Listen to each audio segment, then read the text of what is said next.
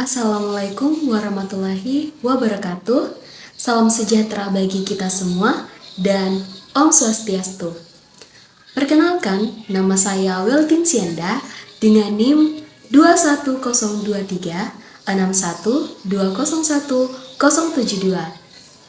Baiklah, pada kesempatan kali ini saya akan memaparkan mengenai materi tentang instrumen-instrumen kebijakan moneter. Oke teman-teman, di video kali ini kita akan membahas tentang instrumen-instrumen apa saja yang ada di kebijakan moneter, yaitu instrumen kebijakan moneter yang dilakukan oleh Bank Indonesia.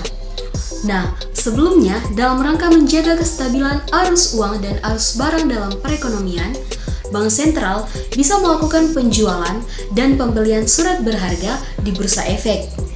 Kebijakan Bank Sentral ini disebut dengan politik pasar terbuka. Selanjutnya, kita harus mengerti terlebih dahulu apa saja yang dimaksud dengan kebijakan moneter. Nah, kebijakan moneter itu adalah suatu kebijakan yang diambil oleh Bank Sentral, dalam hal ini adalah Bank Indonesia itu sendiri. Lalu, kenapa Bank Indonesia itu mengambil kebijakan tersebut? Karena untuk memelihara dan mencapai kestabilan nilai mata uang. Nah, Bank Sentral itu akan melakukan atau mengendalikan yang namanya jumlah uang yang beredar di masyarakat dan menetapkan suku bunga. Sebenarnya, apa sih tujuan dari kebijakan moneter itu sendiri?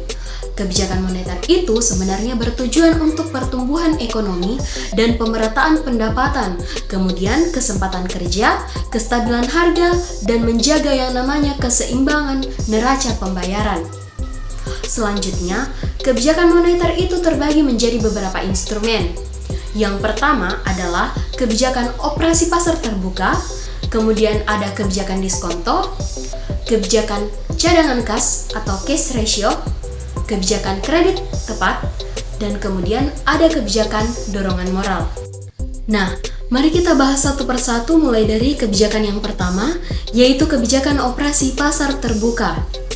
Kebijakan operasi pasar terbuka ini adalah salah satu kebijakan yang diambil oleh Bank Sentral, dalam hal ini adalah BI, untuk mengurangi atau menambah jumlah uang yang beredar. Kebijakan ini dilakukan dengan cara menjual sertifikat Bank Indonesia atau SBI atau membeli surat berharga di pasar modal. Kebijakan yang kedua yaitu kebijakan diskonto. Di kebijakan diskonto ini, pemerintah akan mengurangi atau menambah jumlah uang yang beredar itu dengan cara mengubah diskonto dana umum. Nah, ketika terjadi suatu inflasi di suatu negara contohnya, maka Bank Sentral itu akan menaikkan yang namanya tingkat suku bunga, karena dengan menaikkan tingkat suku bunga tersebut, maka akan merangsang keinginan orang untuk menabung sehingga uang yang beredar di suatu masyarakat itu akan berkurang. Oke, lanjut di kebijakan yang ketiga yaitu kebijakan cadangan kas atau cash ratio. Nah, pada kebijakan ini Bank Sentral dapat membuat peraturan untuk menaikkan atau menurunkan cadangan kas sendiri. Bank umum itu akan menerima uang dari nasabah dalam bentuk giro, tabungan, deposito, sertifikat deposito, dan jenis tabungan-tabungan lainnya. Maka ada yang namanya presentase tertentu dari uang yang disetorkan oleh nasabah dan tidak boleh dipinjamkan. Ini yang disebut dengan cadangan kas atau cash ratio. Kebijakan yang selanjutnya yaitu kebijakan kredit ketat. Jadi, di instrumen ini, Bank Sentral akan memberikan kredit kepada bank umum, tetapi pemberiannya itu harus benar-benar didasarkan pada syarat 5C. Nah, apa sih 5C ini? Jadi 5C yaitu Character, Capability, Collateral, Capital, dan Condition of Economy.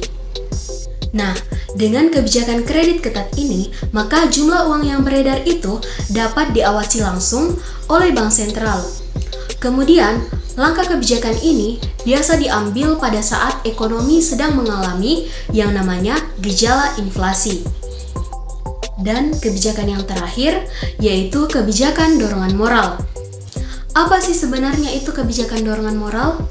Jadi, inti dari kebijakan dorongan moral adalah selaku Bank Sentral itu dapat mempengaruhi jumlah uang yang beredar di dalam suatu masyarakat dengan melakukan yang namanya pengumuman, kemudian melakukan yang namanya pidato edaran yang ditujukan kepada bank umum dan pelaku moneter lainnya.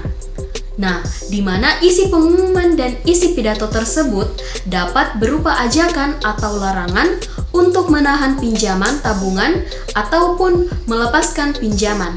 Demikianlah yang dapat saya sampaikan, kurang dan lebihnya mohon dimaafkan. Kiranya materi pada saat ini dapat menjadi pembelajaran bagi kita semua.